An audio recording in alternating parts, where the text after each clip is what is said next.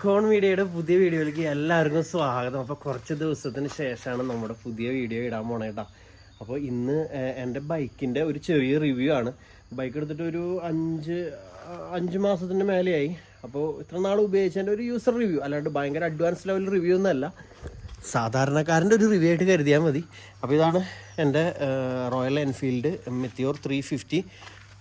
ഇവിടെയാണ് എഴുതിയത് 2025 നവംബറിൽ എടുത്താണ്, നവംബർ 1 എടുത്താണ്. അപ്പോൾ മറ്റേ കളർ വരുന്നത് ഇതാണ്, ബ്ലൂ കളറ്. ഞാനത് എടുക്കാൻ ചെല്ലുമ്പോൾ ശരിക്കും പറഞ്ഞാൽ ബ്ലൂവും പിന്നെ ഒരു മറ്റേ മാറ്റ് ഫിനിഷിലുള്ള ഒരു ബ്രൗൺ പോലത്തെ ഒരു കളറും ഉണ്ടായിരുന്നു, ഗ്രേ ബ്രൗൺ അങ്ങനത്തെ ഒരു കളർ ഉണ്ടായിരുന്നു. അപ്പോൾ അതെനിക്ക് ഭയങ്കര ഇഷ്ടപ്പെട്ടില്ല. ഇതാണെങ്കിൽ പിന്നെ ഇത്തിരി ഗ്ലോസി ഉള്ളത് നോക്കിയിട്ട് ഇത് ഇഷ്ടപ്പെട്ടത്. അല്ലെങ്കിൽ പിന്നെ ഇതിൻ്റെ മുകളിലുള്ള വേറെ മോഡലുണ്ടായിരുന്നു, ഏറ്റവും സൂപ്പർ നോവ എന്ന് പറഞ്ഞിട്ട്. അതാണെന്നുണ്ടെങ്കിൽ ഒരു ബ്ലാക്ക് ഫിനിഷിങ് ഉണ്ടായിരുന്നു. അപ്പോൾ എനിക്ക് ഇഷ്ടപ്പെട്ട ഒരു മീഡിയം റേഞ്ച് സാധനം ഇതാണ്. 2,40,000 രൂപയാണ് ഓൺ റോഡ് പ്രൈസ്. പിന്നെ അതിൻ്റെ ആക്സസറീസ് എക്സ്ട്രാ ഫിറ്റിങ്സ് എല്ലാം കൂടിയും ഒരു 290 അടുത്ത് വന്നിട്ടുണ്ട്, 3 അടുത്ത് വന്നിട്ടുണ്ട് മൊത്തം. അപ്പോൾ വണ്ടിയുടെ ഒരു ഫുൾ റൗണ്ട് ലുക്ക് നോക്കണമെങ്കിൽ ഇത് ഇങ്ങനെ ഇരിക്കും, കണ്ടോ. അപ്പോൾ ഇതൊക്കെ ശരിക്കും പറഞ്ഞാൽ സൂപ്പർ നോവ എന്ന് പറഞ്ഞാൽ ഇതിൻ്റെ മുകളിലുള്ള മോഡലിൽ വരുന്നതാണ്. ഇത് ഞാൻ അഡീഷണൽ ഫിറ്റ് ചെയ്താണ് ആ ഒരു സേഫ്റ്റിക്ക് വേണ്ടി.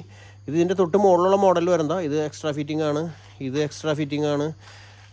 പിന്നെ ഇത് ഈ സൈഡിലത്തെ ഈ 2 സൈഡിലും വെച്ചിട്ടുണ്ട് ഇങ്ങനത്തെ. പിന്നെ ഈ ബോക്സ്, ഈ കാരിയർ, ഇതൊക്കെ നമ്മൾ എക്സ്ട്രാ ചെയ്തേക്കുന്നതാണ്.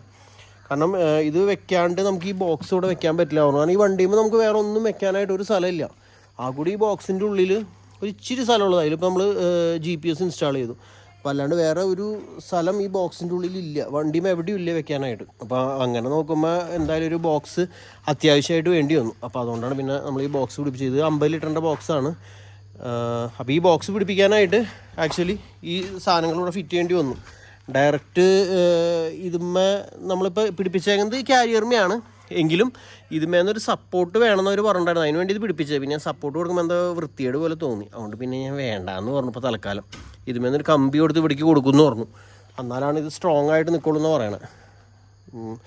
ഓടുമ്പോൾ ഒരു ചെറിയൊരു കിലുക്കം പോലെ ഉണ്ട്, എന്നാലും കുഴപ്പമില്ലാണ്ട് നിൽക്കുന്നുണ്ട്. അപ്പോൾ ഇതാണ് വണ്ടിയുടെ ഒരു ഓവറോൾ കാര്യങ്ങൾ പറയാനുള്ളത്. പിന്നെ ഇത്രയും ദിവസത്തെ അതെ ഇതും കൂടി കാണിച്ചു തരാം. ഇതാണ് വണ്ടിയുടെ ഫ്രണ്ടിലത്തെ മീറ്ററിൻ്റെ സൈഡ് വരുന്നത്. ഇതിൽ മറ്റേ നമുക്ക് മാപ്പൊക്കെ കാണാനായിട്ട് മൊബൈലിൽ റോയൽ എൻഫീൽഡിൻ്റെ ആപ്ലിക്കേഷൻ ഇൻസ്റ്റാൾ ചെയ്ത് നമുക്ക് ഇതിൽ ലെഫ്റ്റ് റൈറ്റ് എന്നുള്ള ടേൺ നാവിഗേഷൻ ഇതിൽ കാണിക്കും. ട്രിപ്പർ നാവിഗേഷൻ എന്നാണ് എൻ്റെ പേര് വരുന്നത്. ഇപ്പോൾ വണ്ടിയുടെ കൂടെ ഉള്ളതാണ്, നമ്മൾ അഡീഷണൽ ഫിറ്റിംഗ് അല്ല, അതിന് കൂടെ തന്നെ ഉള്ളതാണ്. പിന്നെ മീറ്റർ ഡിജിറ്റലായിട്ടുണ്ട്. എനിക്ക് ശരിക്കും മറ്റേ നമ്മുടെ പണ്ടത്തെ റോയൽ എൻഫീൽഡ് ക്ലാസിക് 350 ഒക്കെ ഉണ്ടല്ലോ, അതാണ് ഞാൻ നോക്കി പോയിരുന്നത്. പിന്നെ ഞാൻ ഈ വണ്ടി അധികം ഓടിച്ചിട്ടില്ല, ഞാൻ ഈ ആക്റ്റീവ മാത്രമാണ് അധികം ഓടിച്ചേക്കുന്നത്. അപ്പോൾ എനിക്ക് ഇതിൻ്റെ വെയിറ്റ് താങ്ങാൻ പറ്റുമോ എന്നൊക്കെ ഉള്ളത് ഭയങ്കര ഒരു ഉള്ളിലൊരു പേടി ഉണ്ടായിരുന്നു.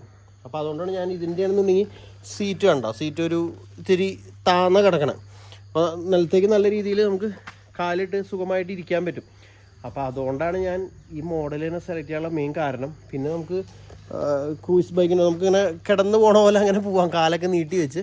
പക്ഷെ എന്തോ ഒരു ഇതുണ്ട്, അതായത് കാല് വെക്കുമ്പോൾ നമുക്ക് ഈ സൈഡിൽ കാല് ബ്രേക്ക് അവിടെ ആയതുകൊണ്ട് അങ്ങോട്ട് നീക്കി വെക്കണം. ഇവിടെ ഒരു ഇച്ചിരി താഴത്തേക്ക് ഇറങ്ങിയിരിക്കണ പോലെയുണ്ട്. എന്തോ ഒരു അങ്ങോട്ട് ഈ കാലിച്ചിരി പിന്നിലും ആ കാലിച്ച് മുന്നിലിരിക്കണ പോലത്തെ ഒരു ഫീല് തോന്നിയിട്ടുണ്ട്. എന്നാലും നമുക്കൊരു ഹാപ്പിയാണ് നമുക്ക് ഇരുന്ന് പോകുമ്പോൾ. കാല് നിലത്തേക്ക് നല്ല രീതിയിൽ എത്തുന്നുണ്ടെന്നുള്ളതാണ് ഏറ്റവും വലിയൊരു സന്തോഷം. കാരണം ഇത്രയും വെയിറ്റ് ഉള്ള കാരണം ഞാൻ പറഞ്ഞല്ലോ, നമ്മൾ സ്ഥിരമായിട്ട് ഇപ്പോൾ ഇത് ഓടിച്ചു തുടങ്ങിയപ്പോൾ പിന്നെ ഒരു ഇച്ചിരി കൺട്രോൾ കയ്യിൽ കിട്ടിയിട്ടുണ്ട്. മുമ്പെന്ന് പറഞ്ഞാൽ നമ്മൾ ഈ ആക്റ്റീവ പോലുള്ള വണ്ടി ഓടിച്ചിട്ട് പെട്ടെന്ന് ഇതിലേക്ക് കയറുമ്പോൾ ഇത് ഭയങ്കര വെയിറ്റുള്ള വണ്ടി, നമുക്ക് താങ്ങാൻ പറ്റുമോ അങ്ങനെയൊക്കെ ആയിരുന്നു. പക്ഷെ കുറച്ച് ദിവസമായി കഴിഞ്ഞപ്പോൾ ഇപ്പോൾ ഓക്കെ തുടങ്ങി. പിന്നെ ഇതൊക്കെ പിടിപ്പിച്ചത് എന്തിനാണെന്ന് വെച്ചിട്ടുണ്ടെങ്കിൽ നമ്മൾ കാറ്റടിക്കുമ്പോൾ കൈമേക്കൊക്കെ അങ്ങനെ പെട്ടെന്ന് കൈമരയൊക്കെ അങ്ങനത്തെ പ്രശ്നങ്ങളൊന്നും ഉണ്ടാവില്ല. പിന്നെ ഒരു ഗാർഡാണ്, കൈക്കൊരു സേഫാണ് എന്നുള്ള ആ ഒരു ഇതാണ്. പിന്നെ ലൈറ്റുകളെല്ലാം വരുന്നത് LED ഉണ്ടാവും. അതായത് ഹെഡ് ലൈറ്റ് ആയാലും ഇൻഡിക്കേറ്റർ ലൈറ്റ് ആയാലും ബ്രേക്ക് ലൈറ്റ് എല്ലാ കാര്യങ്ങളും LED വരണേ. പക്ഷേ ഇതിൻ്റെ ഈ ഹെഡ് ലൈറ്റ് പോരാ, ഹെഡ് ലൈറ്റിന് ഒട്ടും പ്രകാശമില്ല. നമ്മൾ രാത്രി ഈ ലൈറ്റൊക്കെ ഇട്ട് പോയിട്ടുണ്ടെങ്കിൽ ഒരു ഇതുമില്ല, എന്നിട്ട് പറയാം, ഓപ്പോസിറ്റ് ഉള്ളവൻ ഒരു ലൈറ്റ് ഒന്ന് ബ്രൈറ്റ് അടിച്ചിട്ടുണ്ടെങ്കിൽ നമുക്കൊന്നും കാണില്ല. ഇതിൻ്റെ നമ്മൾ എത്ര ബ്രൈറ്റ് അടിച്ചാലും അവരുടെ കണ്ണിൽ കേൾക്കില്ല. അപ്പോൾ അത് മാത്രം എൻ്റെ ഒരു പോരായ്മയായിട്ട് തോന്നി. ഒന്നിലേക്ക് നമ്മൾ ലൈറ്റ് മാറ്റണം, അപ്പോൾ നമ്മുടെ റൂൾസിന് എതിരായി പോകും. അത് മാത്രമേ ഒരു പ്രശ്നം. ലൈറ്റ് ഇച്ചിരിയും ബ്രൈറ്റ് ആക്കായിരുന്നു, പ്രത്യേകിച്ച് LED ആയതുകൊണ്ട് ഭയങ്കര വിസിബിലിറ്റി കുറവുള്ളതായിട്ട് തോന്നി. ഇൻഡിക്കേറ്ററൊക്കെ സൂപ്പറാണ് കേട്ടോ, നല്ല നല്ല ലൈറ്റും കാര്യങ്ങളൊക്കെ ഉണ്ട്. പിന്നെ വേറെ വണ്ടീനെ കുറിച്ച് പറയാനുള്ളത് യാത്രാസുഖം അടിപൊളിയാണ്. നമ്മൾ ദൂരെ, ഞാനിതിൽ ഏറ്റവും കൂടുതൽ ദൂരെ പോയേക്കുന്നത് ആലപ്പുഴയാണ്. ആലപ്പുഴ കൃപാസനത്തിൽ ഞാനിപ്പോൾ ഒരു 3-4 പ്രാവശ്യം ഞാൻ ഈ വണ്ടി കൊണ്ട് പോയി. നല്ല സ്മൂത്തായിട്ട് പോകാമെന്ന് വെച്ചിട്ടുണ്ടെങ്കിൽ നമുക്ക് സുഖമായിട്ട് ഇരുന്നങ്ങോട്ട് പോവാം, നമുക്കൊന്നും അറിയണ്ട. അങ്ങനെ പറയാമെന്ന് എനിക്കറിയില്ല, നല്ലൊരു ഫീലാണ് നമുക്ക് ഇരുന്ന് പോകാനായിട്ട്. പിന്നെ വണ്ടി എടുത്തതിന് ശേഷം ഞാനിതിന് PPF കോട്ടിങ് ചെയ്തിരുന്നു കേട്ടോ. ഏകദേശം ഒരു 13,000 സംതിങ്, ഞാൻ മറന്നുപോയി, ഇപ്പോൾ കുറേ നാളായില്ലേ, 13,000 സംതിങ് ആയി അതിൻ്റെ ചാർജ് വന്നു PPF കോട്ടിങ്. ഇത് നമ്മുടെ സിഡ്സ് ഡീറ്റെയിലിങ് കറൂറ്റി, നമ്മുടെ കാറൊക്കെ ചെയ്തിട്ടുണ്ടായിരുന്നു മുമ്പേ, ഞാൻ വീഡിയോ ഇട്ടുണ്ടായിരുന്നു. അപ്പോൾ അവിടെ തന്നെയാണ് ഇത് ചെയ്തത്. ഇതുമ്മ ചെയ്തിട്ടുണ്ട്. മീറ്ററിൽ 2 ഒട്ടിച്ചിട്ടുണ്ടായിരുന്നു, പക്ഷേ ഈ മീറ്ററിൽ അത് പൊളിഞ്ഞു പോയി. പിറ്റേ ദിവസം എന്ത് പറ്റിയാണെന്നറിയില്ല, അതിങ്ങനെ പൊന്തി ബബിൾ പോലെ പൊന്തി പോകുന്നത്, അങ്ങനെ അതിൻ്റെ ഉള്ളിൽ പൊടി കയറിയ പൊളിഞ്ഞു പോയി. ഈ മീറ്ററും ഉണ്ട്. പിന്നെ ഫ്രണ്ടിലത്തെ മൺകാട്, ബാക്കിലത്തെ മൺകാടുമ്മ ചെയ്തിട്ടില്ല.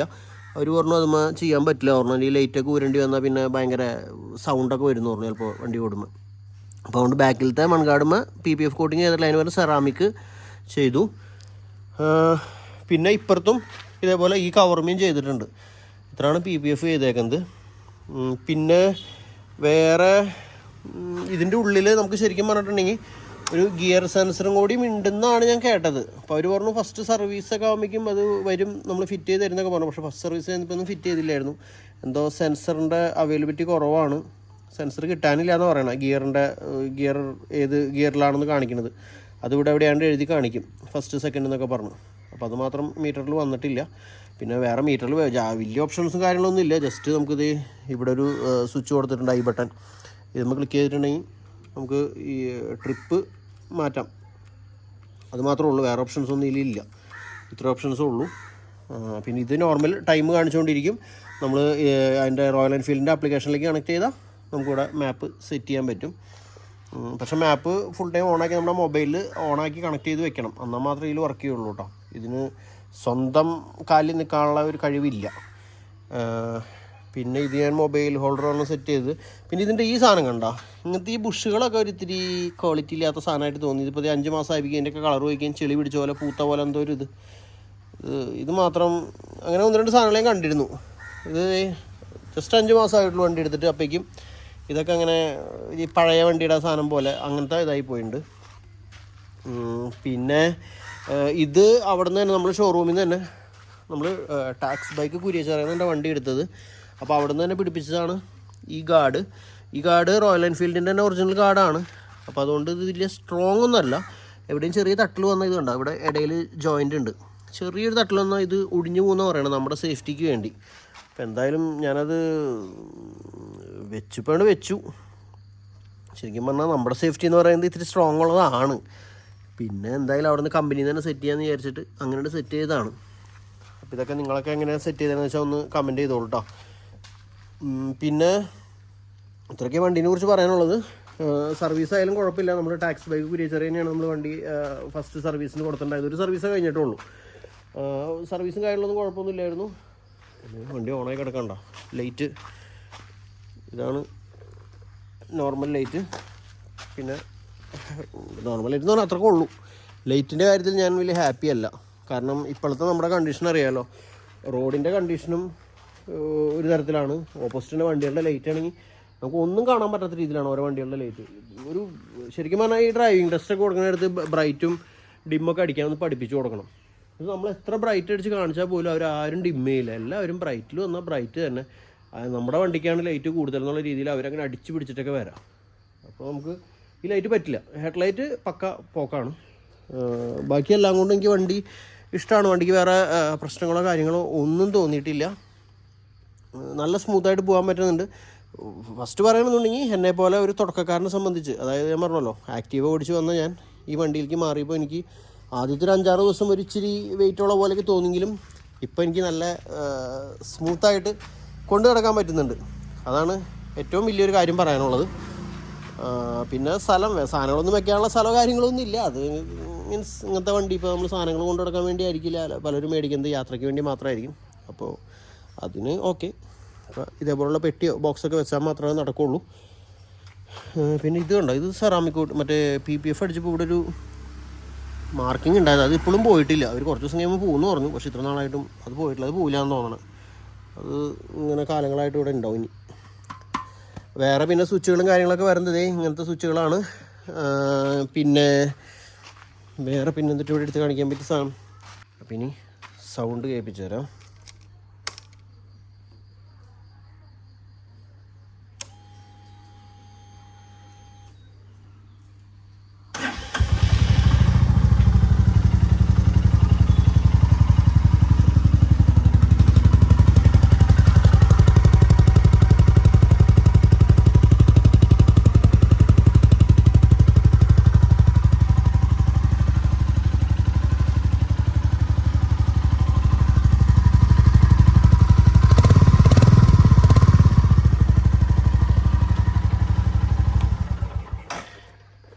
പണ്ടത്തെ ബുള്ളറ്റിൻ്റെ ആ കുടുകുടു ശബ്ദമല്ല, ഒരു പത്ത ശബ്ദമാണ്.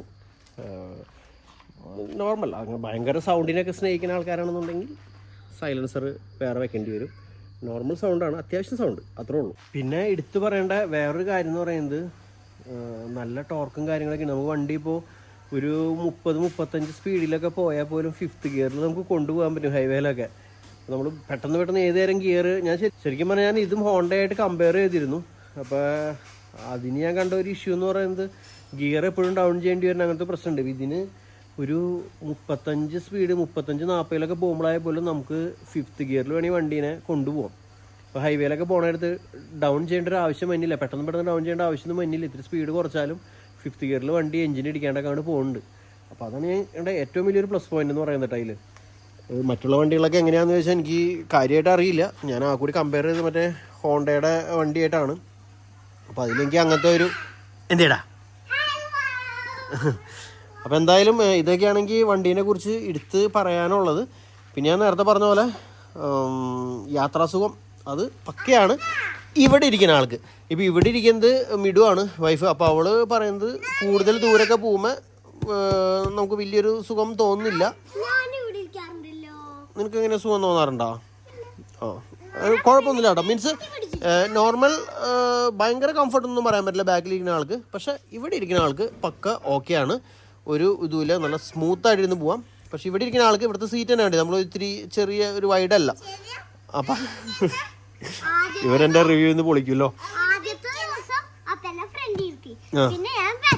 അത് പറഞ്ഞപ്പോൾ ഓർത്തെ, ഇവിടെ നമുക്കിപ്പോൾ മറ്റേ വണ്ടികളെ പോലെ നമുക്ക് ഫ്രണ്ടിൽ ഇപ്പോൾ പിള്ളേരൊക്കെ ഇരുത്തേ അങ്ങനെയൊക്കെയാണെന്ന് വെച്ചിട്ടുണ്ടെങ്കിൽ നമുക്ക് നടക്കണില്ല. എനിക്ക് പറ്റാത്തതെന്ന് അറിയില്ല. ഇവിടെ ഫ്രണ്ടിൽ കൊച്ചിനൊക്കെ ഇരുത്തിയിട്ടുണ്ടെങ്കിൽ അവർക്ക് ഇരിക്കുക, ഒരു മിനിറ്റ് അപ്പോൾ പറയട്ടെ, നമുക്ക് കൊച്ചിനോട് ഇരിക്കാനും ഒരു ബുദ്ധിമുട്ട്.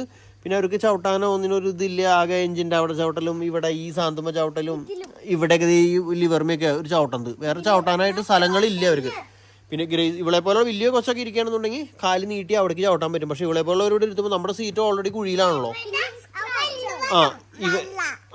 ഇവരിവിടെ ഇരുന്ന് കഴിയുമ്പോൾ നമുക്ക് പിന്നെ മീറ്റർ കൺസോൾ ആ ഏരിയയ്ക്ക് ഒന്നും കാണാൻ പോലും പറ്റില്ല. ദൂരേക്ക് മാത്രമുള്ള വ്യൂ നമുക്ക് ഉള്ളൂ. അപ്പോൾ ഒരു ഫാമിലി ആയിട്ട് യാത്ര ചെയ്യാനൊന്നും ബെറ്ററാന്ന് എനിക്ക് തോന്നുന്നില്ല. നമുക്ക് സിംഗിളായിട്ട് അടിച്ച് പൊളിച്ച് കിടക്കാം, അല്ലെങ്കിൽ ഒരാളും കൂടി ബാക്കിലുണ്ടെങ്കിൽ ഓക്കെ. 3 പേർക്ക് ഇരിക്കാൻ പറ്റും, 2 പേർക്ക്. ഏറ്റവും ബെറ്റർ പറയുകയാണെന്നുണ്ടെങ്കിൽ ഒരാൾക്ക് ഒറ്റയ്ക്ക് പോകാനാണെങ്കിൽ ഏറ്റവും സൂപ്പർ സാധനമാണ്. പറ.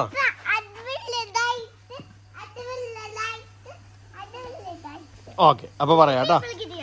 2 പീപ്പിൾക്ക് ഇതുമേ സുഖമായിട്ടിരുന്ന് യാത്ര ചെയ്യാൻ പറ്റും. അത് അതിൻ്റെ മുകളിൽ ഇനി കവർ ഇടണം. അപ്പോൾ കവർ ഇട്ടിട്ടില്ല, എൻ്റെ മുകളിൽ കവർ അടിച്ച് ഇടണം. കവർ ഇട്ടിട്ടില്ല. അപ്പോൾ ഇത്രയൊക്കെയാണ് വണ്ടീനെ കുറിച്ച് എന്തിയടാ. അപ്പോൾ ഒന്നും ചെയ്തില്ലടാ. അപ്പോൾ അറിയാണ്ട് നിന്നിപ്പോൾ ആയതാണ്.